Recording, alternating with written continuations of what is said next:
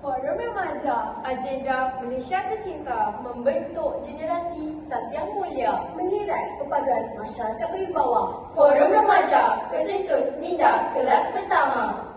Bismillahirrahmanirrahim. Alhamdulillahirrabbilalamin. Assalamualaikum warahmatullahi wabarakatuh. Selamat sejahtera, salam keluarga Malaysia buat semua. Hadirin yang dirahmati Allah sekalian, bersyukur kita kehadrat Ilahi kerana dengan limpah kasih dan sayangnya dapat kita berkumpul pada hari yang sungguh indah ini. Pertama sekali, saya ingin mengucapkan selamat datang kepada Div kehormat, barisan para hakim yang adil lagi bijaksana, sahabat-sahabat panel yang sudah bersedia, serta hadirin hadirat yang dimuliakan sekalian. Pada hari yang penuh keberkatan ini, bersama saya, Alia Umairah selaku pengurusi forum yang akan mengurusi pentas untuk bersama-sama kita berdiskusi tentang satu topik yang cukup menarik untuk dikongsikan, iaitu sukan memartabatkan negara.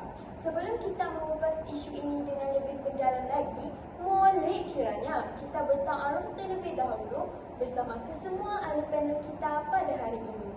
Di sebelah kanan saya, iaitu panel kita yang pertama, Saudari Nur Ilia Marsha. Beliau merupakan Ketua Pembimbing Rakan Sebaya SMK Bukit Bandaraya. Selamat datang, Saudari. Terima kasih, Saudari Pengurusi. Seterusnya, panel kita yang kedua, si cantik rupawan Saudari Nurul Syahidah. Beliau merupakan Ketua Pelajar SMK Bukit Bandaraya. Apa khabar, Saudari? Sihat. Terima kasih, Saudari Pengurusi. Dan yang duduk di hujung sana, nampak pemalu orangnya, betah berbicara. Saya perkenalkan Saudari Sarah Liana. Beliau merupakan Exco Sukan Majlis Perwakilan Pelajar SMK Bukit Bandaraya. Apa khabar, Saudari? Sihat. Terima kasih, Saudari Pengurusi. Hadirin, nampak gayanya ahli-ahli panel kita pada hari ini bukan calang-calang orangnya. Jadi, usai salam perkenalan kepada semua ahli panel kita pada hari ini, kembali kepada topik forum, iaitu sukan memartabatkan negara. Ketika Malaysia sedang menitai peluang belakang sejarah memenangi pingat emas dalam Sukan Commonwealth Birmingham 2022, elok juga kita berbicara tentang suasana sukan di negara kita secara umum. Adakah kita berada di atas landasan yang betul dan sudah bersedia untuk menjadi sebuah negara yang benar-benar berdaya saing seiring dengan keinginan kita untuk tampil sebagai negara maju? Di Malaysia, ada yang menjadi atlet yang berjaya kerana didorong oleh kebolehan semula jadi, dorongan ibu bapa mahupun kebolehan yang digilap sejak di bangku sekolah lagi. Siapa tidak kenal dengan nama-nama besar kebanggaan negara seperti Datuk Lee Chong Wei, Datuk Liko Andiwi, Datuk Pandana Larino, Datuk Muhammad Azizul Hasniawang dan banyak lagi. Malangnya, arena sukan negara sering dipandang sepi. Banyak kebincangan yang melanda, bermula dari peringkat bawahan hingga ke peringkat pengurusan. Isu yang melanda tetap sama. Walhal, sukan banyak memberi impak dan manfaatnya buat kita seisi warga berisi.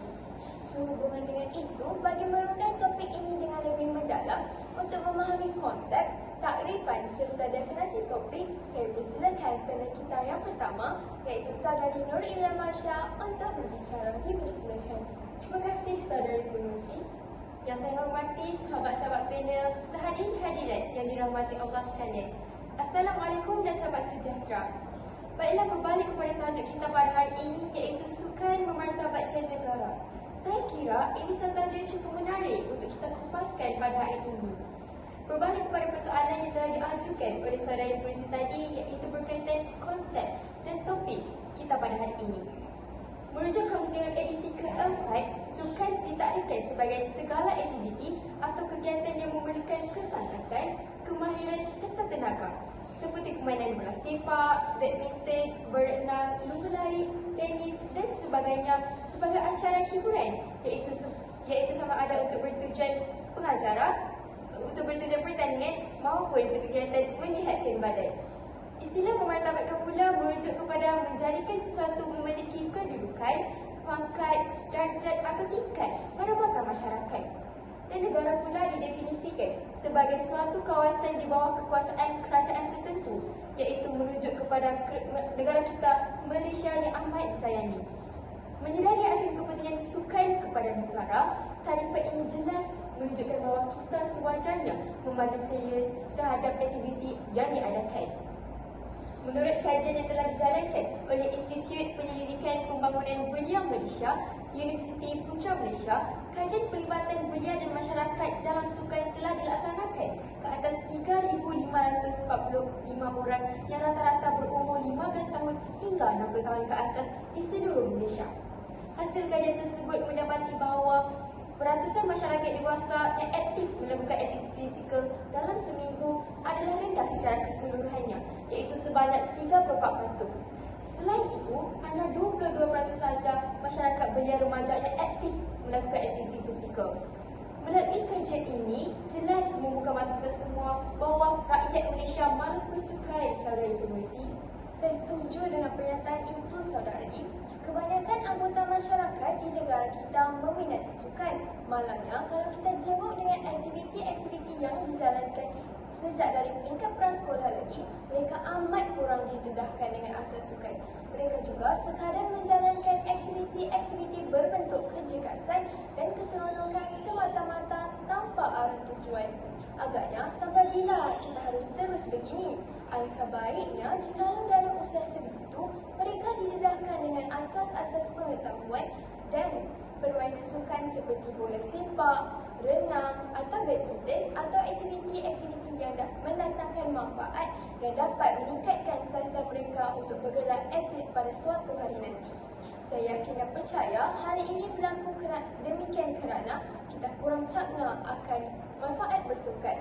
Sehubungan dengan itu, saya ingin mengajukan soalan kepada panel kita yang kedua. Apakah manfaat bersukan kepada seseorang individu, saudari? Terima kasih, saudari pengerusi. Menyedari hakikat paling pentingnya sukan, pihak kerajaan telah membelanjakan wang yang banyak untuk menyediakan infrastruktur sukan kepada orang ramai. Kini, pada permainan, dewan badminton, gelang olahraga dan kemudian sukan yang lain dibina di kawasan tertentu. Kesediaan pihak kerajaan berbuat demikian adalah atas kesedaran bahawa sukan banyak memberikan manfaat kepada individu dan seterusnya membantu pembangunan negara. Pakar-pakar kesihatan mengakui bahawa aktiviti sukan penting untuk kesihatan. Hal ini dikatakan demikian kerana semasa bermain bola sepak, badminton dan olahraga misalnya, semua organ dalam badan seseorang menjadi aktif.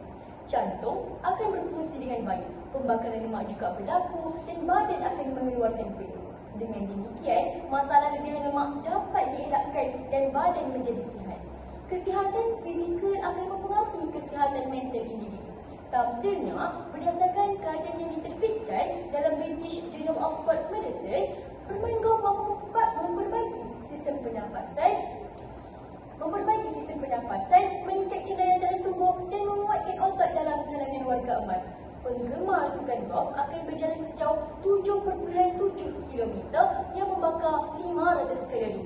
Tambahan pula, berlari setiap hari mampu meningkatkan keupayaan tubuh untuk membakar lemak serta biomercury. Ia juga mengajar minda untuk bertindak balas secara positif terhadap cabaran sama ada dari segi fizikal dan mental. Kesannya, masyarakat yang sihat dari segi fizikal dan mental mampu menjalankan tugas dengan baik dan seterusnya membantu pembangunan negara. Terima kasih saya ucapkan kepada panel kita yang kedua atas kepasan idea yang cukup rendah sebentar tadi.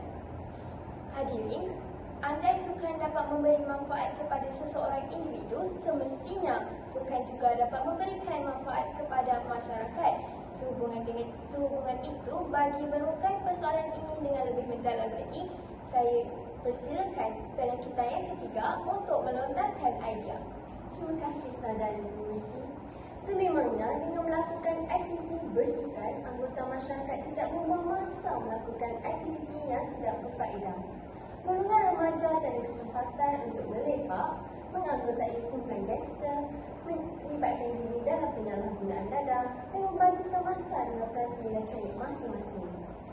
Tegasnya, aktiviti bersukan dapat mengurangkan gejala sosial dalam golongan anak muda dan seterusnya melahirkan golongan remaja yang berkualiti yang dapat memberi sumbangan terhadap pembangunan negara. Sebagai contohnya, menerusi kajian yang telah dijalankan oleh Fakulti Pendidikan Universiti Teknologi Malaysia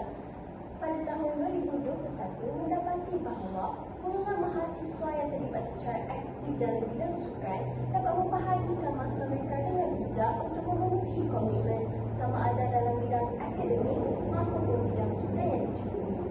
Bukan itu sahaja, mereka juga dapat memberikan tumpuan serta perhatian ketika kuliah diadakan kerana tahu mereka banyak menghabiskan masa di gelanggang atau di padang. Selain itu, sukan juga dapat memupuk persahabatan dan perpaduan dalam kalangan rakyat di sesebuah negara. Apabila sesuatu jenis sukan diwakili oleh peserta daripada pelbagai tahun, mereka sudah tentu akan bekerjasama dan saling membantu untuk mencapai satu matlamat, iaitu kejayaan. Semasa mereka berada dalam satu kumpulan, timbul perasaan kekitaan di antara mereka. Semangat ini amat penting untuk mewujudkan perpaduan kaum di negara kita.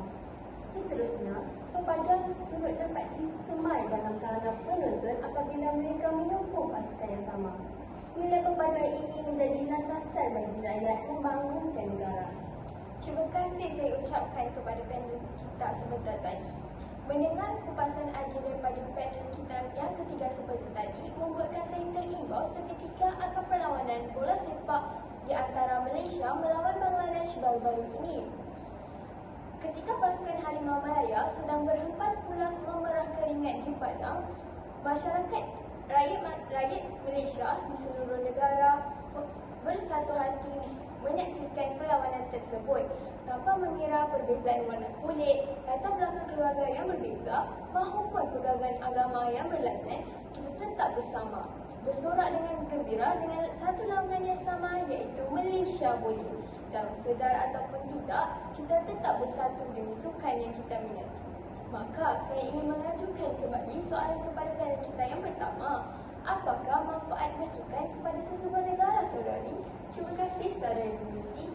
Apabila sesebuah negara telah terpilih menjadi tuan rumah bagi acara sukan yang bertaraf antara bangsa, negara yang berkenaan sudah semestinya akan dikunjungi oleh pegawai, pemain, penyokong dan wartawan dari pelbagai pelosok negara. Mereka sudah tentu akan berbelanja sepanjang badan negara yang berkenaan. Pengaliran wang asing yang berlaku sudah tentu menguntungkan negara. Dalam apabila pula, mereka sudah semestinya akan mempromosikan tempat-tempat yang menarik di negara tuan rumah kepada rakan-rakan. Dalam jangka masa yang panjang, situasi ini dapat memajukan industri pelancongan di negara yang berkenaan. Tambahan pula, imej negara dapat ditingkatkan melalui sukan. Hal ini dikatakan demikian kerana apabila sesebuah negara mengambil bahagian dalam acara sukan yang bertaraf dunia, nama negara yang berkenaan akan dikenali. Apatah lagi sekiranya negara yang berkenaan mengungguli sesuatu permainan. Sebagai contohnya, negara Brazil yang sinonim dengan permainan bola sepak dan Malaysia dikaitkan dengan kehebatan permainan sukan badminton. Kejayaan sesebuah negara menganjurkan sukan yang bertaraf dunia turut mengharumkan nama negara. Tamsilnya, keupayaan Malaysia menganjurkan sukan SEA 2017. Secara tidak langsung dapat mencelikkan mata masyarakat antarabangsa bahawa negara kedua ini mampu untuk menganjurkan sukan yang bertaraf dunia. Bab pepatah, duduk sama rendah, berdiri sama tinggi. Kita seumpama negara-negara maju yang lain. Terima kasih, saudari. Berdasarkan kupasan agil daripada semua ahli panel kita pada hari ini, jelas menunjukkan bahawa sesungguhnya sukan banyak memberi manfaat kepada seseorang individu, masyarakat maupun negara. Maka soalan saya yang terakhir, apakah tindakan yang sewajarnya diambil untuk memajukan lagi sukan di negara kita? Dipersilakan, saudari. Terima kasih, saudari pengerusi.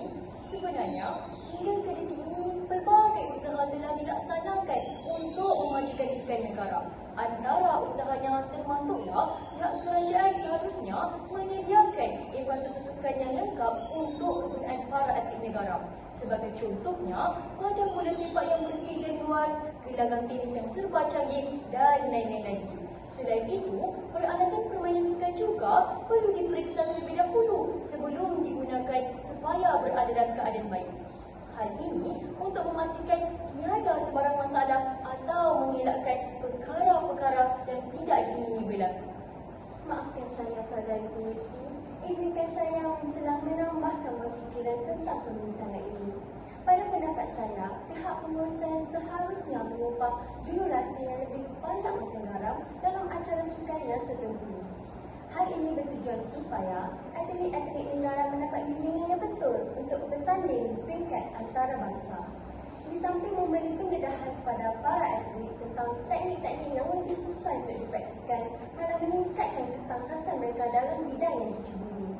Sebagai contohnya, pemain bola sepak sendiri dapat mengesan strategi lawan apabila memahati posisi lawan mereka.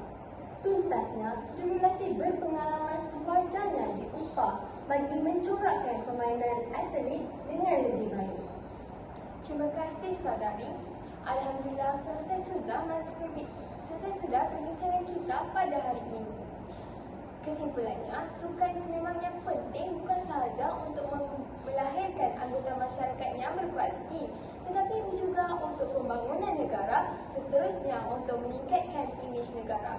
Menyedari kepentingan inilah setiap anggota masyarakat negara kita seharusnya menjinakkan diri dalam aktiviti-aktiviti sukan yang sesuai dengan minat, kebolehan maupun keupayaan masing-masing.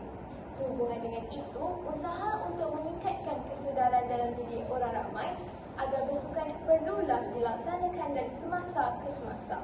Maka, sampai di sini dahulu bicara penuh berwadah kita pada kali ini. Saya akhiri sesi forum kita pada kali ini dengan lafaz yang mulia. Wabillahi taufiq wal hidayah. Assalamualaikum warahmatullahi wabarakatuh.